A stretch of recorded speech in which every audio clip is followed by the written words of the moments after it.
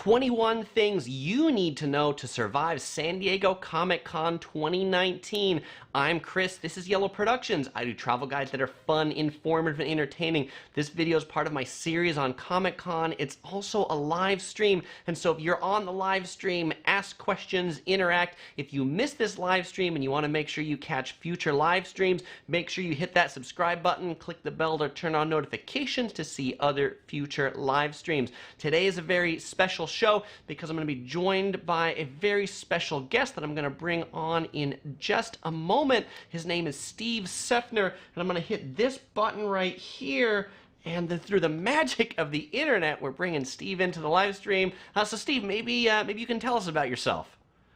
Yeah, sure. I reside in Orange County, California, too, just like you, Chris. Mostly attend all the geek functions I can here in Southern California. I also cast a lot of professional wrestling here on the SoCal scene, sometimes even go to Las Vegas. That's how I initially found your channel. I was looking for some additional tips and ideas maybe that I wasn't thinking about when going to Vegas with my wife and I for our wrestling shows, and that's how I came across Yellow Productions. Right on, very cool. And how many years have you been going to Comic-Con? I would say roughly almost half my life. I would say that, you know, I'm 36 and I've been going since I was like about 19, on and off again, various throughout the years when, you know, had money or not had money, or new friends that were attending Comic-Con that were a part of the industry. Yeah, that's a long time, and so you are all in good hands with Steve. And so we've got 21 tips. We're going to be focused on San Diego Comic-Con 2019 because that's coming up in less than a month from now, though probably these tips would be applicable for future Comic-Cons. If you're watching this in future years, don't give up just because we said 2019. So tip number one is about getting hotels. So Steve, why is it important to get a hotel and to get it early? Usually at the end of Comic-Con, they're already beginning to announce the tentative dates for the following year. The one thing that always becomes a hot commodity, so to speak, even before registration starts, is the hotels. Funny enough, it's one of those things that you don't necessarily think about because you're just lucky to get the opportunity to go to Comic-Con. So, you know, it's one of those things where I would definitely say secure a hotel ahead of time, because once you get a badge, that's the next thing everybody jumps on, is trying to get a hotel. Also, Comic-Con buddies up with a lot of nearby hotels, so it kind of makes it difficult right after you get a badge to get a hotel. That's just at least my point of view on that. Okay, and then the second tip, it's more about hotels, but it's about where to look for hotels. So where do you think you should look for a hotel when you're coming to visit Comic-Con? You know what? The funny thing is that you can save a lot of money if you stay further away from the general radius of the convention center. This year, I am staying in Rancho Bernardo, which is about 15-20 minutes away from downtown San Diego proper, but my nightly stay at a Marriott is only about $150 a night. Some of those hotels that are really close off a Hotel Circle, which is like the 5 and the 8 freeway, down in San Diego, even the more inexpensive hotels, just because they're so close, can go for almost over $400 a night. So staying further away from Comic-Con could be cost effective, so that way you have a little more pocket money, so to speak, on the convention floor. Yeah, so Trent asked a question, and I think it ties into this, since you're in Rancho Bernardo for your hotel, and I assume you drive down to the convention center. Where's the best parking? With that in mind, parking, you know, a lot of times everybody thinks like, oh wow, let's park right in the convention center. The only disadvantage to that is you got to get there extremely early. That, and you're also waiting in lines of traffic for the pedestrians that are trying to attend Comic-Con.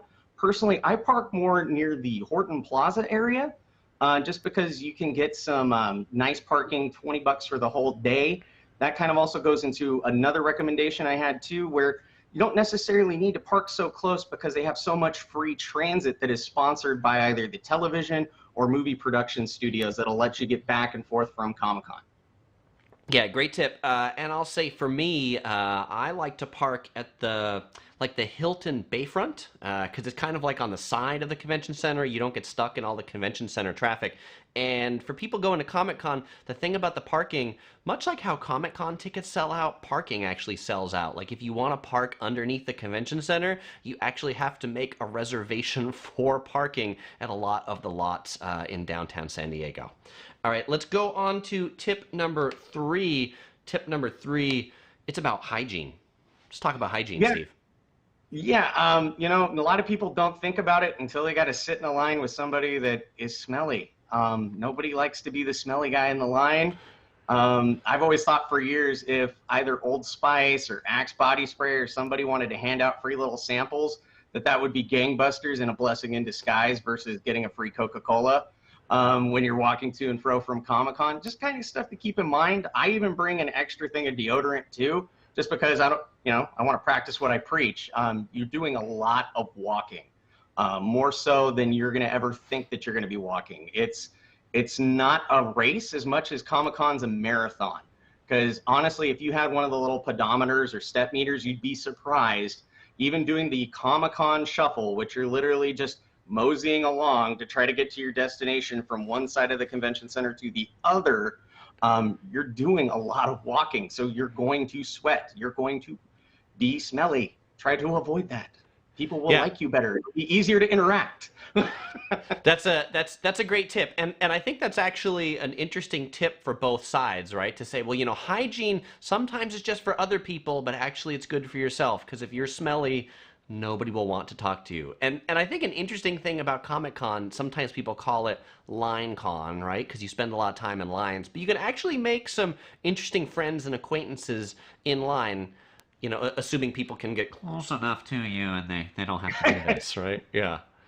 It's easy, you'll attract more flies with honey than you will vinegar. So That's hygiene right. is pretty important. Remy D is curious on what kind of shirt you're wearing. Can you show off your shirt, Steve? Yeah, sure. I'll get up here for a second. This is actually a line of geeky hockey jerseys. It is known as Geeky Jerseys. They are actually relatively inexpensive. They always have a different style that rotates every couple months or so. So you can pre-order it. You can even customize it on the back. So I picked, obviously, Wilson back there in the year that Deadpool came out.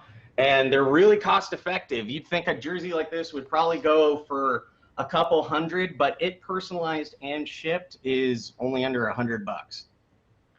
Very cool. It's a pretty neat jersey. All right. So I have a wide collection of them. This is my Deadpool one. I have a Voltron one and a Venom one. They're a lot of fun. They even do baseball jerseys too if you're into baseball. Right on. That's cool. Oh, and by the way, if any of you want to follow Steve, like at San Diego Comic Con, he'll be posting up lots of pictures of his journey there. You could follow him on Twitter or Instagram. His little sign is at OC Steve DS. So check that out. And you might even see more of Steve's cool jerseys. I don't know. It is going to be San Diego, and it's probably the hottest time of San Diego, so probably not. All right. Probably not at Comic Con, but maybe follow Steve and you might see him when he wears that like back in the winter, right? All right, sometime in the Oh yeah, future. when it's in season. Once we hit October, they'll definitely be rocking them. Okay, very good. All right, so let's go on to number 5. Tip number, no, we're not on 5, we're on 4. I went too far. Is to hydrate as I drink some water. Tell us about hydrating. Yeah, a lot of people have this misconception like, oh, I'm going to drink soda or I'm going to have energy drinks. Please just kind of follow the rules as if you would go camping. Your body's going to appreciate it, and you're going to be able to last a lot longer in the hot San Diego sun. Plus, I would say that kind of leads into other tips is to plan ahead. Bring your water, bring your snacks. Your wallet will thank you for it, and you will also have them easy and accessible. Yeah, those are good tips. Comic-Con, super hot, and I always bring like 2 bottles of water. I think an interesting thing about water, if you bring a water bottle and you're walking around the convention floor, you might be inclined to be like, it's like $6 for another bottle of water. But if you go up to like the second floor of the convention center to maybe like some of the speaking rooms or anime rooms, they'll often have like big water bottle containers on the side where you could like fill up your small bottle. But that's only if you had one. If not, you'll be very sad paying $6 for the Just for a bottles bottle of outside. water. Yeah, that's right. OC Girl asks if you're going to dress up at Comic Con. And she said You Wilson know because what? your jersey said Wilson. No, I'm not going to be a volleyball with paint on my face, a la Tom Hanks. I have a costume in mind, but the problem is I'm trying to get pieces for it, and it's just the season. I might have to wait till October to finally wear it. Cool. Remy D asks, is Comic-Con still worth it? I hear movie studios are not doing trailers anymore. I actually think that this is going to be an interesting year because it's going to be more like the Comic-Cons that I attended in my late teens and early 20s, when it wasn't necessarily so much about the movies as much as it was more about just pop culture and the art of comic books and various fiction, science fiction, television, anime, animated programming, video games, all that stuff before really, I would say 08 was kind of when the wave hit and then everything became about movies, whether it was Batman, Iron Man, Twilight, all these mega blockbusters that kind of took away from it. So it's going to be an interesting Comic-Con, especially with Warner Brothers not attending this year. Yeah, and I agree with you. I think Comic-Con, right, it evolves. Different things happen. And so I think Comic-Con's always worth it. It's just every year it's a slightly different con. The White Paladin of Voltron says, do you have advice for people attending Comic-Con for the first time? And I think that's what this live stream is. So I love White Paladin of Voltron's name. So I'm a big Voltron fan myself. That was actually one of the costumes I was debating was the Orange Paladin Hunk. I was gonna get the little headband. Nice. And maybe be an older iteration of Hunk. But I still think that Comic-Con's worth it. It has a little bit of everything for everybody. That's always been the one funny thing. When I've talked to either relatives or in-laws, they always go, you're going to Comic-Con, doesn't it get stale? And I went, well, there's always something to look forward to. There's something around the bend, or, they're celebrating an anniversary of a program, such as like maybe Voltron, or if I'm not mistaken, this year it's 80 years of Batman. So DC is really going to put on an expose at their booth that's going to cover Batman in all its different iterations, from silent film to comic book mediums to animated mediums to feature films and moving forward, including video games and other different forms of multimedia. So that's awesome. I mean, the fact that Batman has had the lasting power, or they even recognize the lasting power of certain brands over so many decades. Cool. Chinmay, and this kind of is what you were just talking about, but Chinmay asks, what do people do at Comic-Cons? I would say Comic-Con is the best way to describe it is that it is a geek and nerd buffet. It's one of the few times that both will interact and intersect. There always is a little bit of something for everybody there. You might be like, oh, I don't like that, but I really loved this animated show. Like, I loved Transformers. Well, that's awesome because Transformers is over here. They have a comic book. They're celebrating the animated series. They're having exclusive toys. They might even have a fan meetup offsite at Comic-Con. So if you really are into something and you're passionate and it's in this pulp culture zeitgeist, it's definitely there. I guarantee it, and you're going to enjoy it.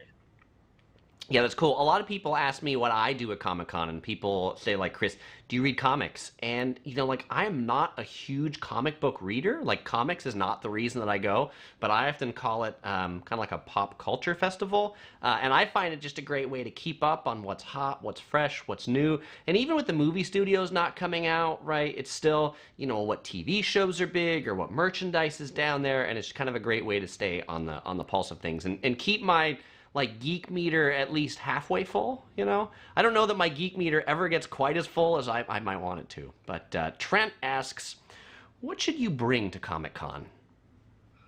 Well, obviously, we're kind of mentioning some snacks and preparation. I think some habits die hard. I'm an Eagle Scout, so I always live by the family motto and the Boy Scout motto of being prepared, because you never know what's going to happen. Besides the snacks and everything else, I would say your best bet is maybe a week or two out before Comic-Con. See what artists are going to be there. Maybe there's a certain comic book or a certain character that you like that they're synonymous with that you can go check out. maybe get a print, maybe meet the actual guy. I think that's half the fun of Comic-Con, is going down that artist alley and interacting with some of the guys that have made the visual concepts that have inspired these movies that have been coming out for the last 10, 15-esque years. And that's always been my fun, is to actually meet the guy that made the magic and thank them personally for their artistry and their creativity.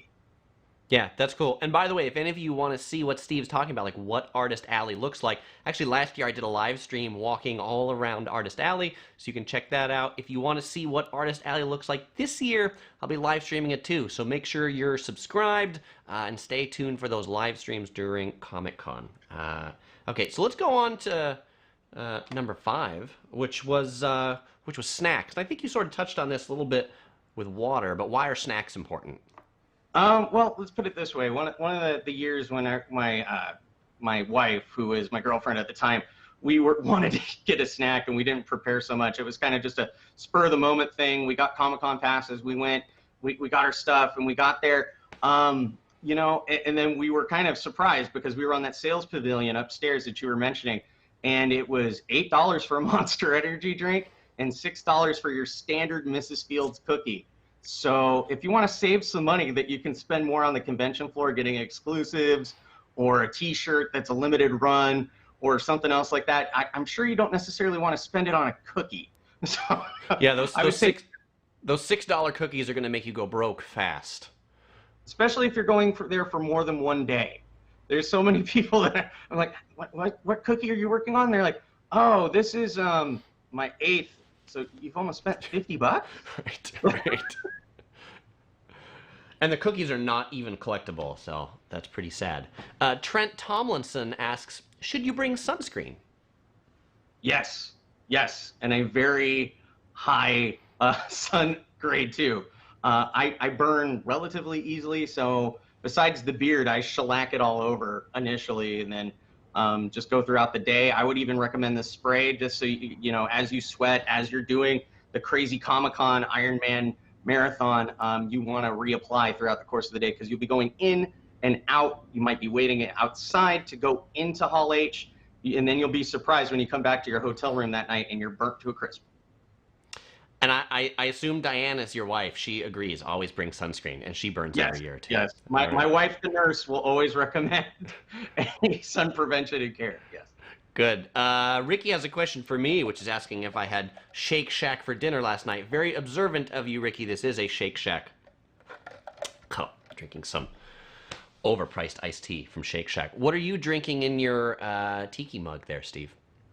Just water, nothing too crazy. And just part of the line of Geeky Tikis, which will also be at Comic-Con too, which is kind of a neat promotion. They're Hawaiian Tiki inspired. I have a whole array of Marvel Comics ones, between the Guardians of the Galaxy, obviously, that's Deadpool. They're fun. You can get them at Box Lunch and other places, but they always have an exclusive item like that at Comic-Con. Nice. Creepy1825 asks, what's better, San Diego Comic-Con or WonderCon in Anaheim? I would say that that's almost dealer's preference. There are some bonuses to WonderCon. It is way more accessible. You don't have to go through the whole Hunger Games system of trying to get a ticket to Comic-Con. So, it's more so about the comic book medium. It's more a little bit about fiction and fantasy and cosplay. I mean, if you want something that was more reminiscent of the original Comic-Con experience, it's definitely WonderCon. I would say for people that are maybe a little bit daunted by crowds and just the massive amount of humanity that comes to San Diego over the course of that 4 days, I would say try WonderCon. WonderCon can be your appetizer. And if it's not for you, then you haven't financially invested too much into it. And it's right next to Disneyland. So if you don't dig it, just go hop over and go catch both parks. Cool. I think that's a good tip. And I'll say I like them both, and as Steve said, for different reasons. Why WonderCon, it's smaller, so it's less of a crush of humanity, but Comic-Con's like the big con, and so there's reasons to go to both. My dad, Electric Rick, asks if we think there will be a zombie walk again this year. The zombie walk was very controversial because somebody got hit a couple years ago while doing the zombie walk, so that's why Comic-Con and San Diego have been really remiss of wanting to do it again, just because of the difficulties behind it, controlling it, and making sure that it's a safe event. I haven't heard anything about it. There's always a Walking Dead experience that I would say is a little bit more safe if you want to go full-blown zombie. Funny story, one of my friends dressed up like the zombie for the zombie walk, and we got a cab a couple years ago, and the guy was asking him, he's like, sir, do you need medical attention? And he's like, no, dude, it's fake. And he started ripping it off, and comedy ensued. Right on. By the way, just people on the live stream, can you give us a quality check? How's the quality look? I'm having some interesting messages from the live streaming software that I'll know whether to ignore or not after you all tell me whether the quality looks decent or not. And by the way, the note on the zombie walk, so that controversial thing where somebody was hit, you know, on the news, they showed like the person getting hit. You know who shot that video? Yours truly. I saw this like really awful accident about ready to happen, and I'm like, oh, this could be bad. Let me pull out my camera. And the news media the next morning was reporting the story as zombies attacked a car. And of course, then since I was standing there, I was like, the zombies did not attack the car. The car was pushing its way through the crowd, and people tried to like sit on the car to stop him from running over people, but the driver didn't really want to and started to speed up and like ran over a couple people. And so at that point, yes, somebody did like try to.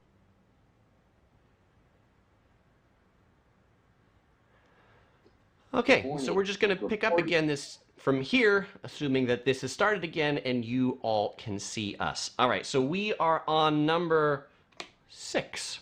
All right, so tip number 6 is to bring some money. Let's talk about money, Steve. Subject close to my heart. I would say in regards to money, it's always good to go to an ATM ahead of time or go to a bank and withdraw cash. Sometimes, especially at conventions, it's easier for transactions. You know, they'll have this massive card line going around a booth versus, hey, if you got cash, we might give you a discount. So it does have its fringe benefits. The problem is with ATMs around Comic-Con, don't try it. It's really bad. Sometimes they shut down. They work, they don't work. The ones that do work have lines going outside. So just try to be conscientious about what currency you're going to carry on you, and even sometimes ask the booths if they take different forms like Venmo or PayPal, whatever your preference is. I just always bring cash because it's easy, because I know I kind of have an allowance to spend and I'm not going to go hog wild. Cool. So bring an allowance. That's a good tip. And I think it's also good, just bring the amount of money that you think you're going to spend, and probably not your rent check, right? Like if you just bring a certain amount of cash, then you know you're not going to spend too much. I think that's actually something that happens to more people than maybe really want it. Tip number 7 is about shoes. Yeah, I'm going to take a page out of your book. When I saw some of your Vegas videos there, this applies to Comic-Con as well. Like we've really been hitting home. Comic-Con is a marathon, not a race. With that in mind, you want to have comfortable footwear. This is not the time to go get your exclusive high platform Captain Marvel shoes and try to walk around 3, maybe 5+ miles throughout the course of one day to wear yourself out knowing that you have 3 more days of marathon to perform. I always bring some comfortable shoes. It's probably around this time that I buy a new pair of shoes just to break them in. So it's easy walking and comfortable throughout the course of the 2 days I'm going to be there. Cool. Melissa has a question. She asks, what are some of the best celebrities you've met at Comic-Con? Funny enough, they've all been kind of collisions turning around corners. When I've met somebody, I met Quentin Tarantino. I was trying to get to a panel and I was going full speed. My wife makes a joke that I gain superpowers during the course of Comic-Con where I have heightened reaction and senses. So I was doing this Usain Bolt dash to try to get to this panel, and I was turning a corner hot, and I collided into Quentin Tarantino at the time of Kill Bill. We both like just head on smashed. He went his way, I went his. I got up, I was okay. He was like, you know, a little disheveled, obviously. It's like getting hit by a linebacker. I weigh a lot more than him.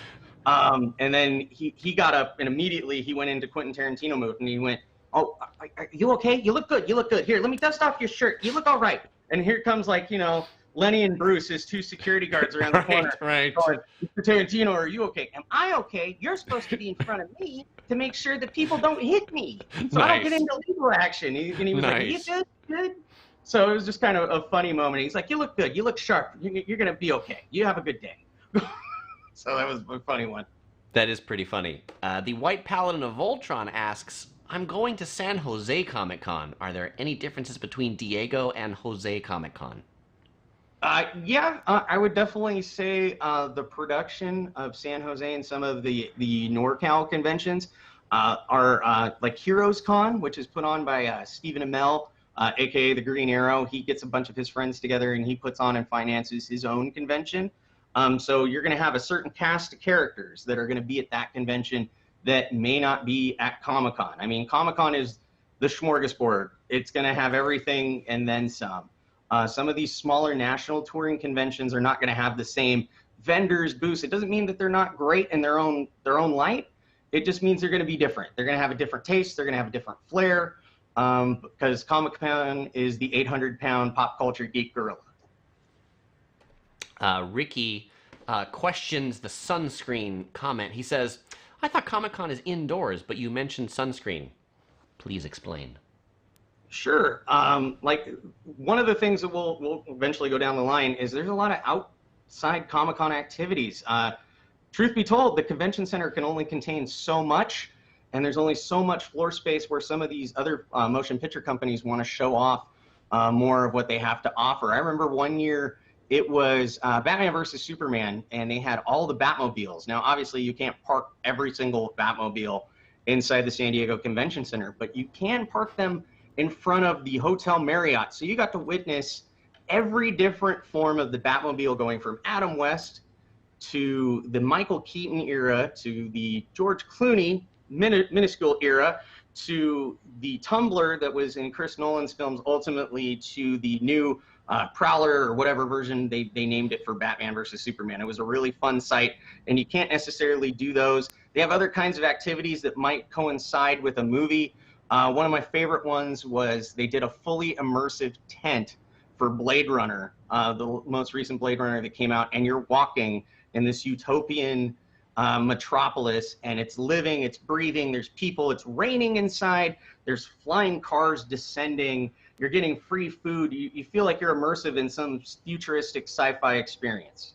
Yeah, that Blade Runner tent was really cool. That was one of the highlights of any offsite experience. And actually, there was a question about offsite experiences. Remy D says, when I went to Comic-Con a few years ago, I attended a lot of public events and attractions that are outside of the convention. Can you speak to any good free ones this year? One that's always been kind of going on for the last few years for more of your teenagers and adults is Adult Swim puts on kind of like a fun carnival that is coincide with the themes of their shows, like Rick and Morty, Aqua Teen Hunger Force. Sometimes they might have Bob's Burgers there. Fox has their own little interactive area for their animation domination block. One that I liked was when they did the Ninja Turtles reboot, is they went whole hog and they did a whole sewer and lair, and they had the actual battle van. Pizza Hut was giving away free slices of pizza. So that's just stuff you can't do within the confines of the convention center just because you're limited in space. So kind of going back to the previous question too, that's definitely times you're going to want to have sunblock because you're going to be waiting in a long line in the middle of the afternoon with the sun just hitting you full blast. Yeah, and it is hot. OC Girl commented, I'm not going to pull up the comment, but related to whether WonderCon's better than Comic-Con, she says the good part about WonderCon is it happens at a much more reasonable time of the year when it comes to weather. It's not quite as hot going to WonderCon. But speaking of your tiki mug, Juve Travels asks, is it from ETB or GG? Question mark. This is a GG. All right. This one right here. As Wade Wilson just kind of walks into Pan because that's what Deadpool does. Nice. Melissa asks if you've ever been to New York City Comic Con, and she says she doesn't know much about San Diego, but she knows the one in New York City is crazy. Yeah, I mean, they've all kind of become, you can have a Comic-Con almost with each season. I think like WonderCon's almost spring. You have Comic-Con itself, which is summer. And then kind of to wrap up the year for fall, you have New York Comic Con. I've never personally been, but I've heard it's just as crazy. There was a time, like, I was just going to Comic Con, and in, like, I think, like, the last 8 years, it's finally come back into its own in regards to size and properties that are there at New York Comic Con. Cool. All right, let's go on to the next Number 8. I think this one we already covered. It was about knowing where you want to park. But is there anything else you want to add about parking? It kind of blends into the other tips too. Make sure you have money. Just because I'm kind of sketchy, I've been to other ones where people have gotten identity theft by using the whole insert their card into it to pay for it. If they have the option that presents itself for cash, use cash, and that way you don't have to go through all that rigmarole. My sister got her ATM card copied, and that was a real pain. Wow. So Yeah. from that point forward, I only go to parking lots that deal with cash. Yeah, that's a good tip. And then for me, I always do the Ace parking reservations ahead of time. And so in that case, you actually pay Ace parking online before, and then they just give you like a barcode that you scan when you get to the parking garage. I think there is this common parking scam that happens in a lot of big cities too, where like there's a machine that you pay, but then there's an attendant, but the attendant doesn't actually work for the parking lot. So that's always kind of sketchy too. I do think it is better to go to like the bigger garages and things like that rather than, the little lot that has like 6 cars on it and you wonder whether your car will be there when you get back. Number 9 is about the shuttles. Let's talk about the shuttles that are around Comic-Con. Those can save you so badly. They're amazing. I didn't know about them the first few years, and I would just do this long trek back to my car, dump stuff off that I would buy, and then take the long trek back. And then you're just exhausted by doing that maybe twice. What's nice is these shuttles, where depending on whatever route you're on, in fact, I think I gave you a slide on that, but we can always show that later. That is, there you go. Wherever you park within that area, you're on one of those routes. And they literally will pick you up from there, take you to the convention center, or pick you up from the convention center and drop you off on the course of that route. They are amazing, and they're free. So, if you're getting large items or you're doing crazy tote runs and you want to go get snacks, you can save yourself a long trek. Cool. Number 10 is about a particular supermarket. Tell us about this Yes. particular supermarket. This is one of the best kept secrets, and if you go to Comic-Con and you're in the know, then you know about this Ralph's on 101 G Street. This thing is right over by Horton Plaza, and they go all out. Being a kid of a man, my dad was a manager of a Ralph's for 30 plus years, so I know about Ralph's, and this was like one of the El Dorado Ralph's. This was like, if you're going to Comic-Con, you go to this Ralph's, because they really do stock up on everything at this place that you can imagine. Between hot and ready food, snacks, beverages, they decorate the inside of the store with a lot of character stands, or they do special designs for the soda areas. They also carry various electronics like the battery storage packs, like so maybe if your phone's dying or something like that. It's really rare to go to a supermarket and find electronics and find it very accessible. They're quick. They're on top of their game. They know what's going on. They're all well aware. You can tell that they're all seasoned veterans of Comic-Con. But what's nice about it is, in comparison to some of the other stores that are locally in the San Diego area, they have a smile on their face and they're asking you and interacting with you a lot of the time, even asking you what are you there to see, and they're wearing their various geek shirts, whether it's Spider-Man, Batman, and everything in between. Cool. So definitely check out Ralph's.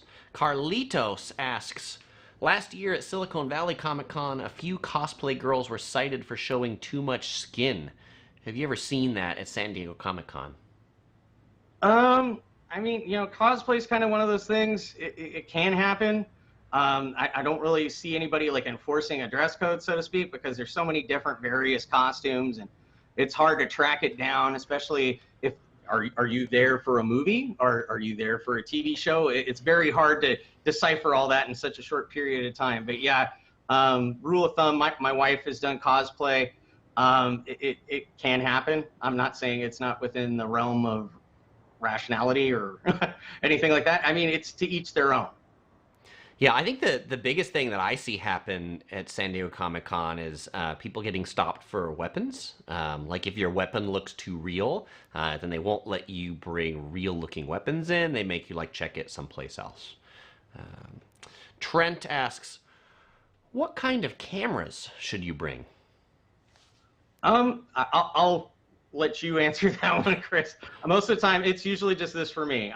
I follow the principle of what they like to call at some of the larger booths that are in the center of Comic-Con. They call it shooting and scooting, where if you see a celebrity or somebody that you like, you might not be getting a selfie, you might not be getting a high quality video that you can put out there for monetization. I'm mostly just doing it because I want to see somebody that haven't seen before, and just it's cool. Yeah, and I guess, Trent, from my perspective, I mean, it depends what you want to do, whether you're taking photos or videos. And if you want to know about what, like, video camera I use, actually, the video I just published this Friday, it's all about what's the best camera for travel. There's like 9 YouTubers talking about the cameras that they use, so definitely check that out. I do want to take a moment to pause to talk about the giveaway today. So first I want to start by telling you the giveaway. I'm going to ask a question about Topher's Instagram page. Topher is the traveling panda that traveled with me, and he just started an Instagram account. And Topher has been tagging all of his posts with hashtag Topher the Panda. So if you want to get in on the question that I'm going to ask you a little bit later and to know the answer to it, you should check out Topher's Instagram. You'll find it on Instagram by searching hashtag Topher the Panda, and then I'll ask you a question about one of the pictures on Topher's Instagram. All right. Next, number 11 is about UPS. Sorry, I had to go down here because my cup was blocking my nose. Where did? Yeah, you're getting your large item. It's from Comic-Con. Yeah, it's the problem with the, all the way at the bottom of the notes. All right. There have been a lot of years where even friends and family had attended Comic-Con, and sometimes some of these vendors, their exclusive items are really huge. Like, you're talking a big box. You're like, oh man, I don't know if I can put that in a carry-on bag, let alone my luggage bag, let alone I want to put it in the back of my hatchback and send it home. So I only found out about this a couple of years ago. On site at the convention center, there is a FedEx. Crazy enough, as you might imagine. So you don't have to have that sticker shock or size shock that you may not be able to bring it back home. You can send it to FedEx. They ship internationally. You can get it back to wherever you are. Also at the hotel, which is the Bay Marriott that you were mentioning as well, Chris, they have a UPS inside there too. So if you want to get that giant R2-D2 that costs $25,000 and you can't put it in the back of your trunk, they will gladly ship it for you back home. That's a great tip. Yeah, so don't let the size of an item discourage you from getting it. All right, Goddess 131 says, I want to go to Comic-Con, and she wants to have tips for registering. Please talk about ticket tips. When it comes to, I've gone to Comic-Con in various different ways. Like I've mentioned before, sometimes I have not been so privileged as to win the lottery of obtaining a Comic-Con pass.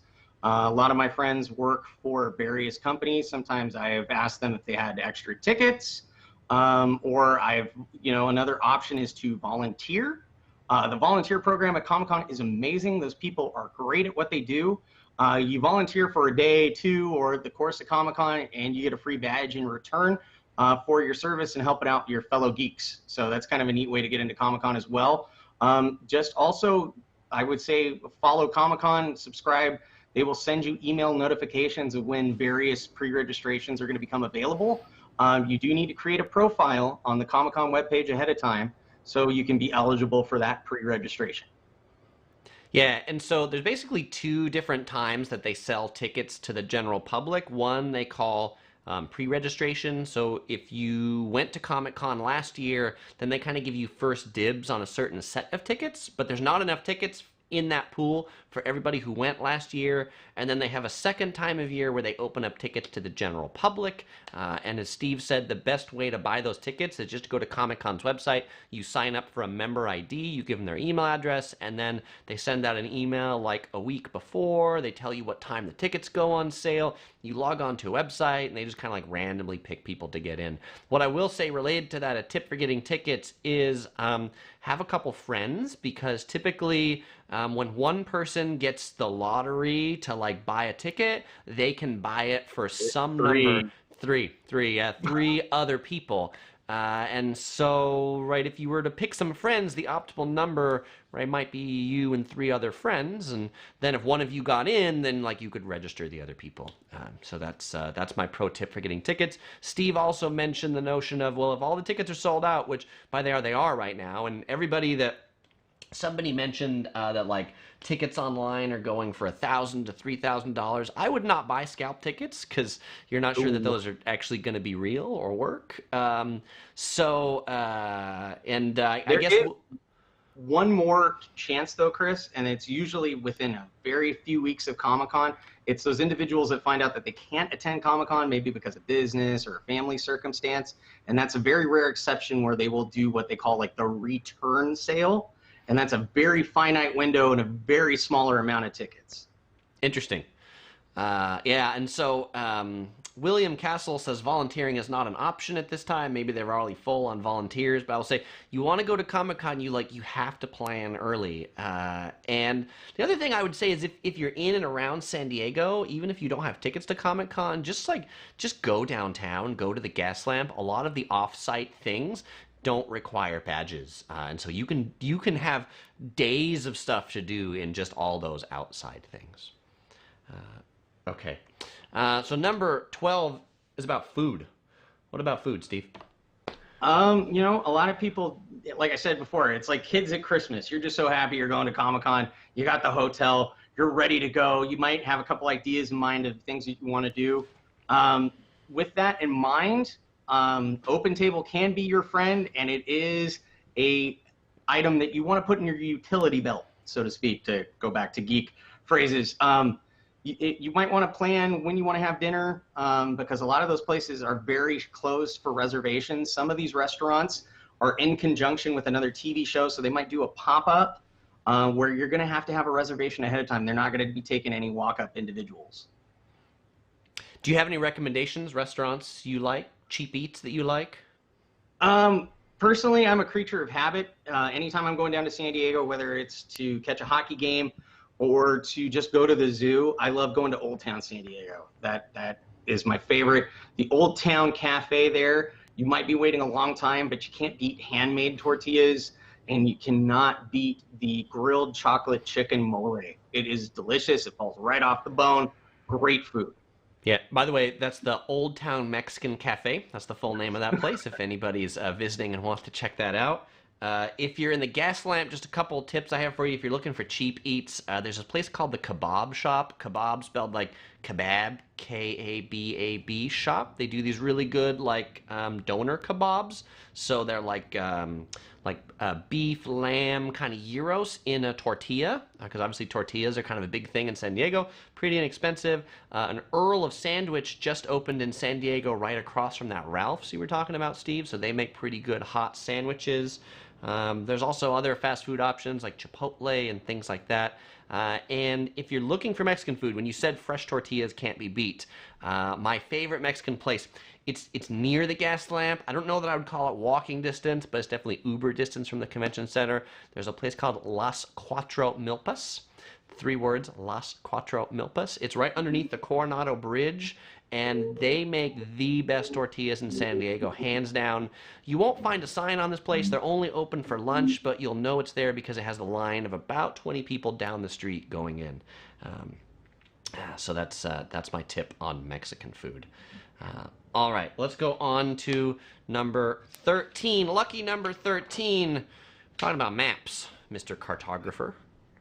Yeah, just as of this weekend, they just posted the map for the San Diego Convention Center for Comic-Con. Truth be told, I kind of plan what I do day in, day out by the quadrants in general areas of Comic-Con that I'm going to be in. Usually, if you look at the map, which we have displayed right here, you notice all the way at the far end, it's red. That is where all the video games are. So all Nintendo, Xbox, PlayStation, Blizzard, you name it. If it's a electronic video game, it's in that area. Ubisoft is another one that's there too. So you get to try out demos of games. You can buy game merch, and it's just a lot of fun in that general area. Then you kind of move a little bit further down. You have the Golden and Silver Age comic books, which is really neat. That's one of my other recommendations as we go down. It's one thing to know what the first issue of Spider-Man was. It's another thing to see it in the flesh. It's like a living, breathing geek museum. So that's always in the fun. And then obviously in the center, the monster center nucleus of Comic-Con is DC Comics, Marvel Comics, Star Wars. Your big main event attractions, that's also where it's going to be the most congested. So knowing that map, you're going to want to work your way around it. You do not want to go through the center of it. That is also where we mentioned earlier, some of those cosplayers that look like the Joker or look like Wolverine are going to be there trying to take photos and doing shutterbugs. It's just a mass sea of humanity that in the morning is okay, but as it progresses and gets later and later, it just becomes this larger entity that you might want to go see the other end of the convention center, which has the artist alley, independent and rising artists in comic books. Some of the art you might not even be familiar with as you're passing by. It's a lot of fun. Some of the more vintage comic book artists have their own booths, where such as the creator of Hellboy, Mike Mignola, or Jim Lee, 90s X-Men is what he's known for, and even modern day Batman. He might be over there, some of the more expensive artists. So just kind of knowing what's going to be happening and what you want to see and where you want to go can help increase the experience and make a more productive day. Cool. Yeah. So study the map. When Steve mentioned that middle part with DC and Marvel being the busiest, whenever I start my live streams Thursday, the first day, that's where I start, so that I can move around. And as it progresses to like midday Friday and Saturday, that's like, yeah, it's a sea of humanity. You know, if you like being a sheeple, you know, that's the place to hang out. All right. Number 14. Is also about planning, but it's about planning panels you want to attend.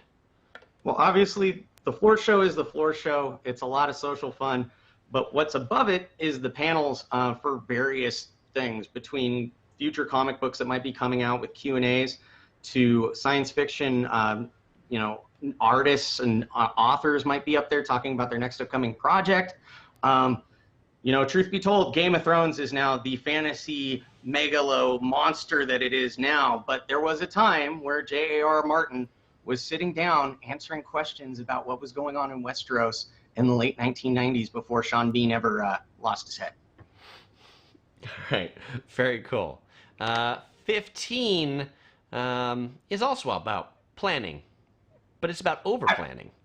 I would almost say it's kind of this harmonious balance. It's the yin and yang of Comic-Con, if you will. You obviously want to have some stuff that you want to do and see every day, but you don't want to over-plan every minute to every millisecond. It's good to have a plan A and a plan B, but then it's also good just, you know, to see the sights and sounds. Like you said yourself, Chris, you go over multiple days. Each day almost has its different taste and feel, because Thursday's kind of more of your TV day.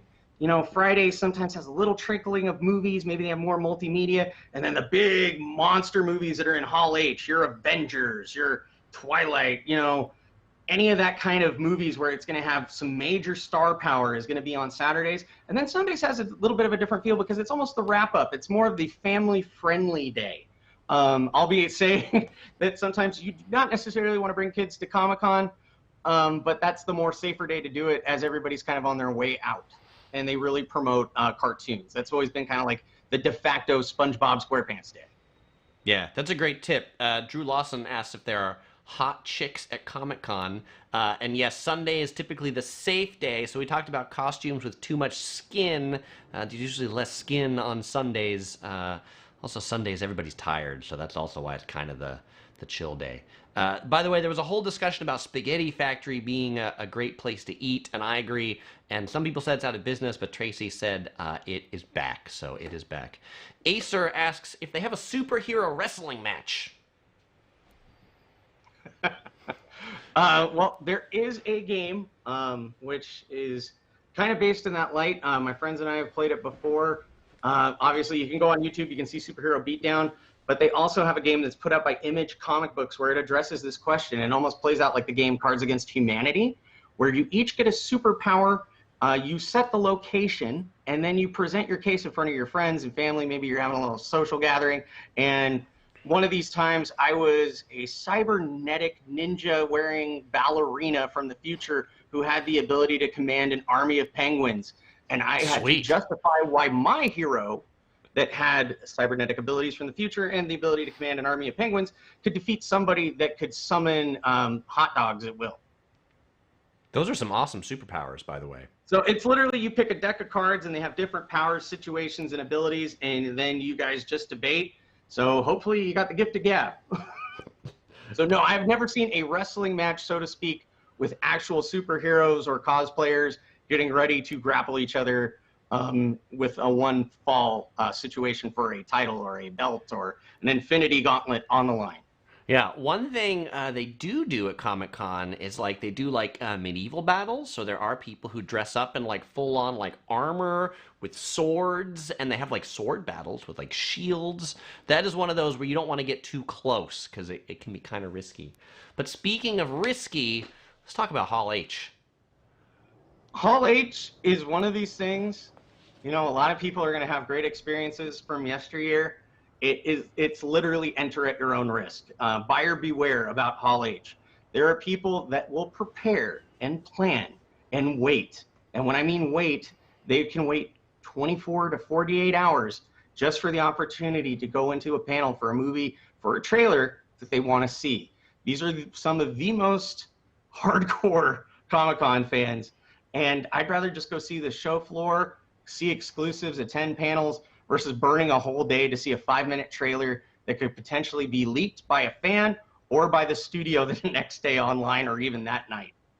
Yeah, and so Hall H is the portion of the convention center that I'd say like the big stars, the big theaters, this and that, they're in Hall H. It's the biggest seating area. There's like 6,000 to 7,000 seats in this hall. And when Steve said people camp out overnight, that's not an exaggeration. People camp out multiple nights to get into Hall H. It's crazy and it's insanity. And I'll say I only go into Hall H when I've been like following Twitter. Like there's a hashtag Hall H, hashtag Hall H line, and people post things like, "Oh, there's no line."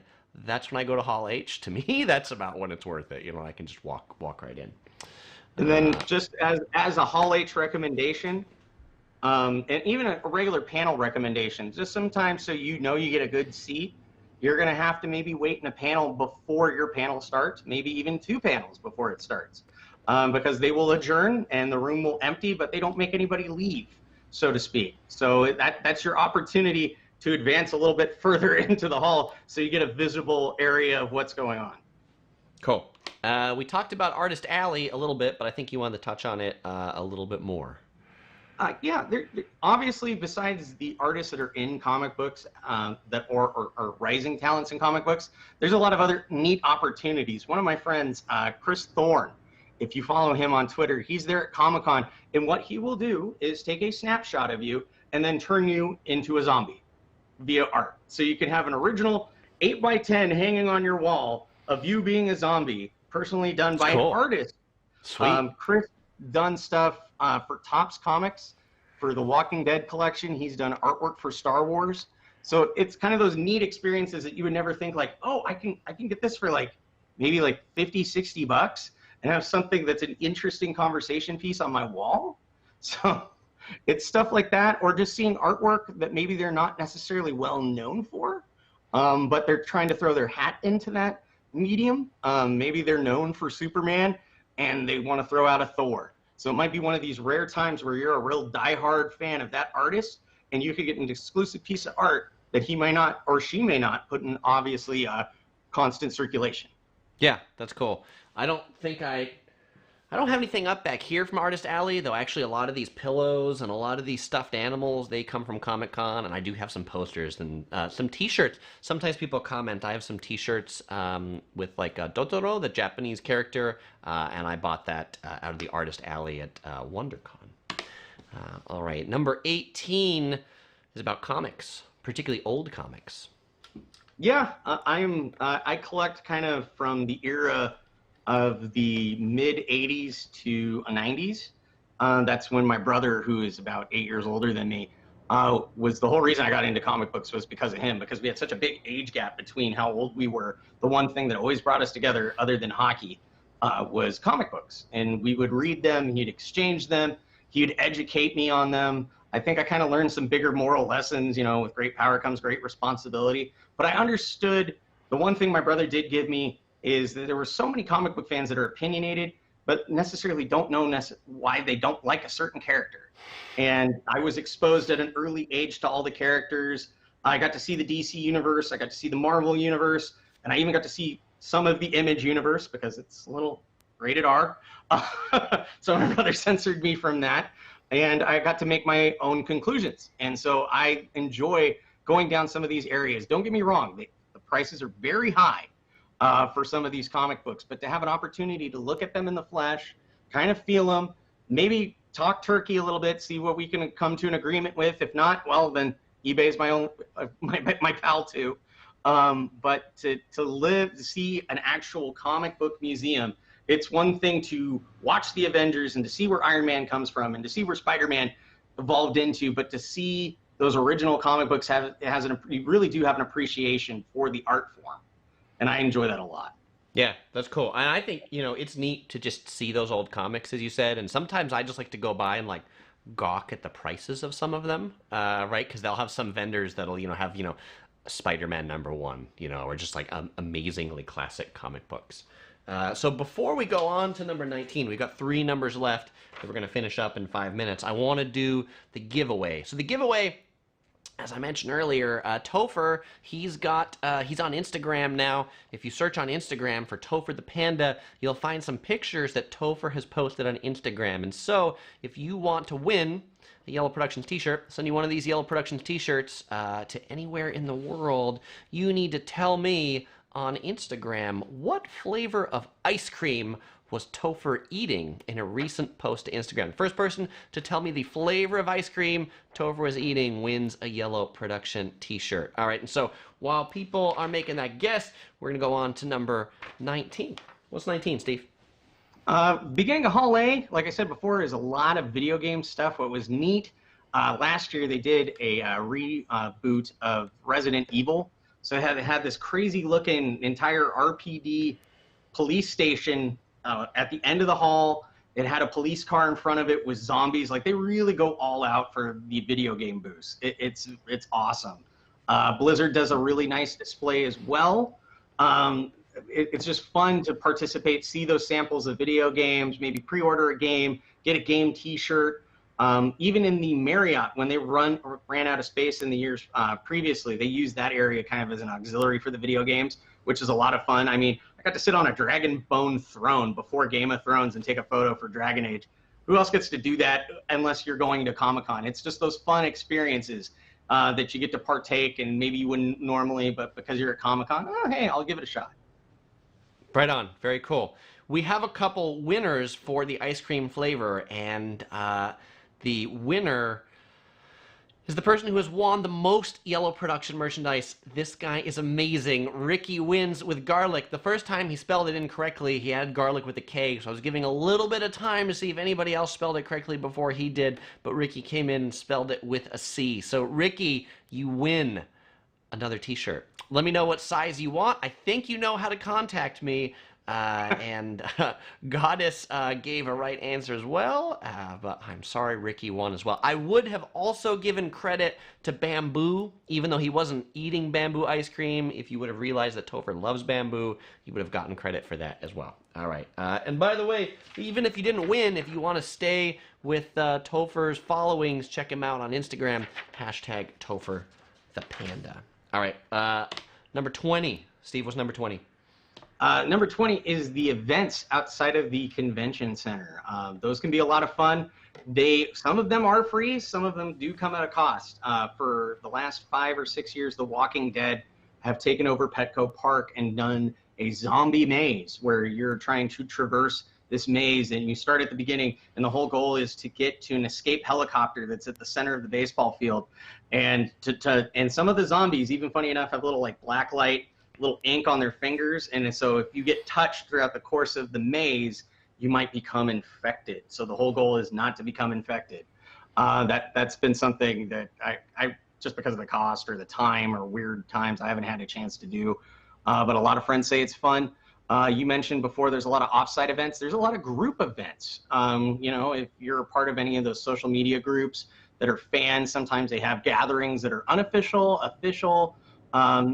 Masters of the Universe, the He-Man stuff is always taken over a local bar, and they get some 80s cover band to come, and they have a lot of fun, and they charge like a minimal cover. and they have exclusive T-shirts and pins, and it's just a lot of fun. Like it's called like the Masters of Attorney or something like that.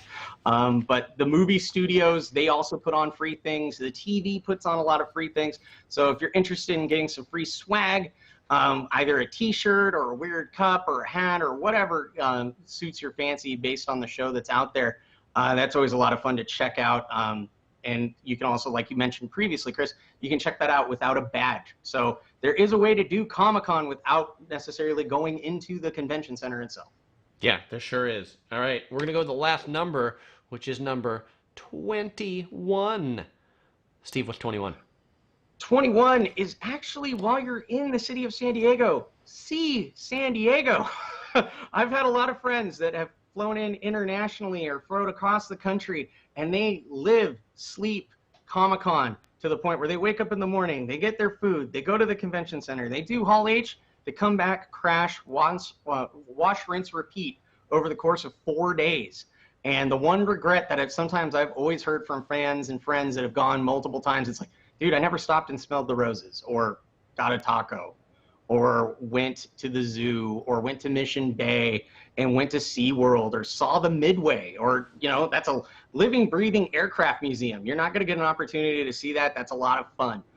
Fortunately, you know, I've had a grandfather that served in the United States Marines, and I had a stepdad who was a naval officer. So one moment that I enjoyed a lot was my grandfather mentioning that this helicopter was out of commission, and that was one of the first helicopters that my stepdad flew in.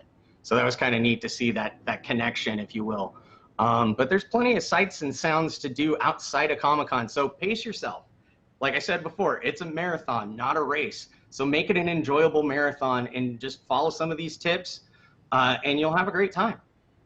Right on. Great tips. And if you guys want to see San Diego and you want tips about seeing San Diego, guess what? I've got a whole video about things to know before you go to San Diego. You can check that out. Cool Guy Forever asks, what time does this end?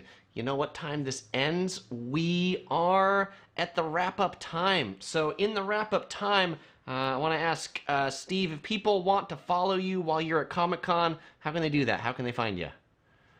Easy enough. It's the same on Twitter as it is on Instagram. That is OC Steve SDS.